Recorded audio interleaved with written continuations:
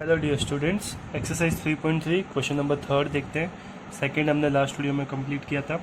Third question है, can a quadrilateral A B C D be parallelogram if, क्या एक चतुर्भुज ए बी सी डी समांतर चतुर्भुज हो सकता है यदि। तो देखिए, पहली कंडीशन हमें दी हुई है कि डी और बी इन दोनों का जो योग है, सम है, वो कितना है 180।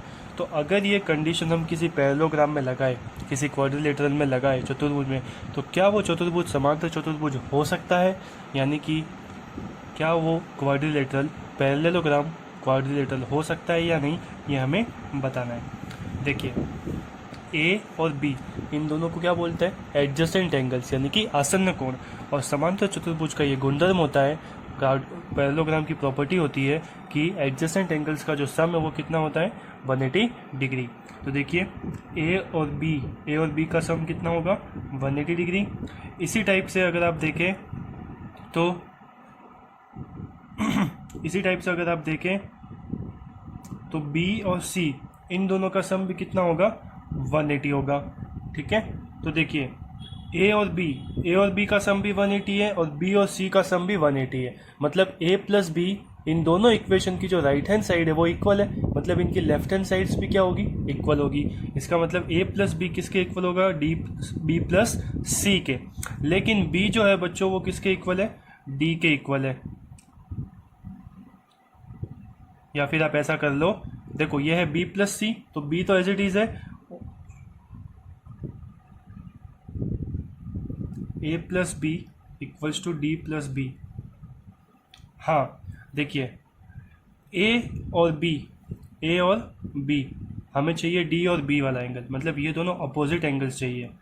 तो ए वाला जो एंगल है वो डी के इक्वल है और ए वाला एंगल ही सी के इक्वल है। ए वाला एंगल, एक सेकेंड रुकिए, ए वाला एंगल सी के इक्वल है। ठीक है, तो ए और बी की जगह आ जाएगा डी।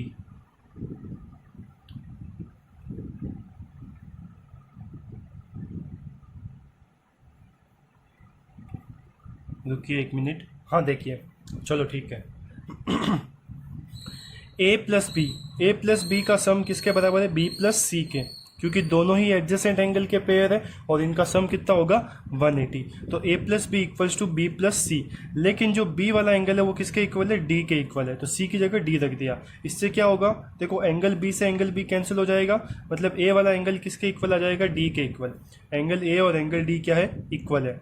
इसी टाइप से ए जो है वो सी के इक्वल है, क्योंकि ये दोनों क्या है, अपोजिट एंगल है ना।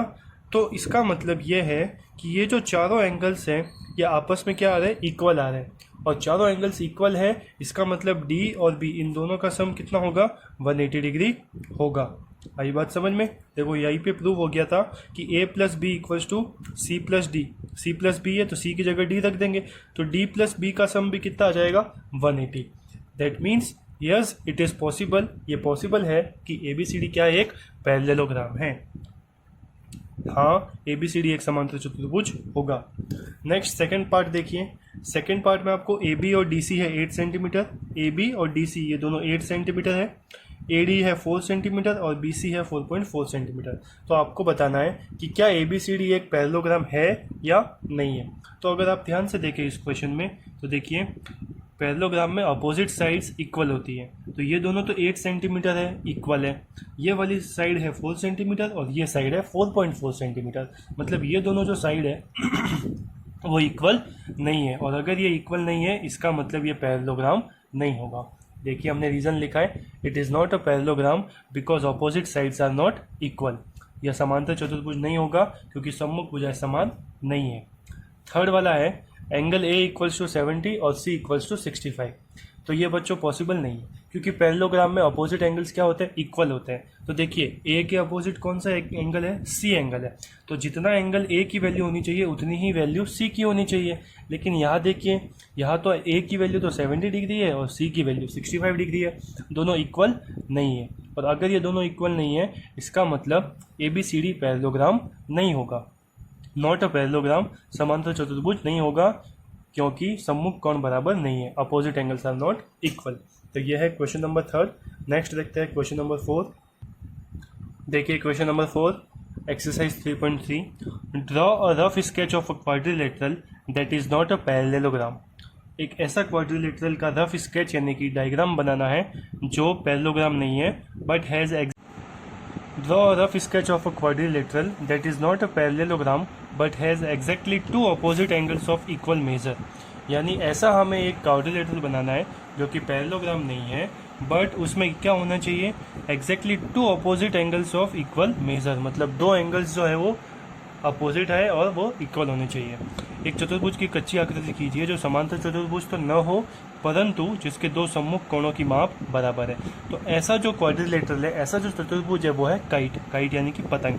पतंग में क्या होता है, ये एक पैरेललोग्राम नहीं है यानी कि समांतर चतुर्भुज नहीं है, लेकिन इसमें अपोजिट एंगल्स का एक जोड़ा यानी एक पेयर क्या होता है, बराबर होता है। तो काइट में एंगल बी किसके इक्वल होगा, एंगल डी के। ये दोनों भी इक्वल हो सकते हैं, ठीक है, या तो ये दोनों इक्वल होंगे या फिर ये दोनों इक्वल होंगे, लेकिन ये पैरेललोग्राम नहीं है यानी कि ये समांतर चतुर्भुज नहीं है। नेक्स्ट देखिए question, the measure of two adjacent angles of a parallelogram are in ratio 3:2। Find the measure of each of the angles of the parallelogram. किसी समांतर चतुर्भुज के दो आसन्न कोणों का अनुपात 3:2 है। आसन्न कोण मतलब आसपास जो होते हैं, तथा समांतर चतुर्भुज के सभी कोणों की माप ज्ञात कीजिए। तो देखिए समांतर चतुर्भुज के जो आसन्न कोण होते हैं, एडजेसेंट एंगल्स होते हैं, उनका सम कितना होता है, 180 डिग्री। ये एक हमने समांतर चतुर्भुज बनाया ABCD, let common multiple equals to x। उभयनिष्ठ गुणज को हमने मान लिया x। ABCD जो है dear students, ABCD is a parallelogram, एक समांतर चतुर्भुज है। तो हमने दो आसन्न कोण ले लिए, कोण A और कोण B। आसन्न कोण यानी एडजेसेंट एंगल, इनका जो सम है वो कितना होता है, 180 डिग्री होता है। ये समांतर चतुर्भुज का गुणधर्म है, प्रॉपर्टी है। तो देखिए A की वैल्यू क्या होगी, अनुपात आपको दिया हुआ था 3:2, तो A की वैल्यू होगी 3 × x 3x और B की वैल्यू 2x बराबर में 180। यहाँ से हमें x की वैल्यू मिल जाएगी। तो 3 और 2 कितना, 5x इक्वल्स टू 180। x है 5 चला जाएगा 180 के अपॉन में, तो 180/5 x की वैल्यू आ जाएगी 36 डिग्री। अगर x की वैल्यू 36 है तो देखिए बच्चों एंगल A की और एंगल B की वैल्यू हमें मिल जाएगी। एंगल A कितना आएगा, 3x। एंगल A कितना था, 3x था, तो 3 × 36 दैट इज़ 108 डिग्री, और एंगल B आएगा 2x यानी 2 × 36 that is 72 degree.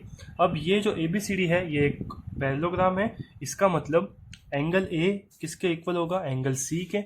Angle A equal होगा एंगल C के, और एंगल B इक्वल होगा एंगल D के। एंगल B इक्वल होगा D के। तो A और C की वैल्यू तो है 108 डिग्री और D और B की वैल्यू है 72 डिग्री। रीजन क्या है, अपोजिट एंगल्स यानी कि सम्मुख कोण। तो इस तरीके से हम क्वाड्रिलेटरल इस पैरेललोग्राम के चारों एंगल्स को फाइंड कर लेंगे। तो आई होप आपको ये क्वेश्चन समझ में आया होगा। इफ़ आपको क्वेश्चन समझ में आया है देन प्लीज़ वीडियो को लाइक करना, चैनल को सब्सक्राइब करना, और इफ़ अगर कोई डाउट है तो आप मेरे से कमेंट में पूछ सकते हैं। Thank you.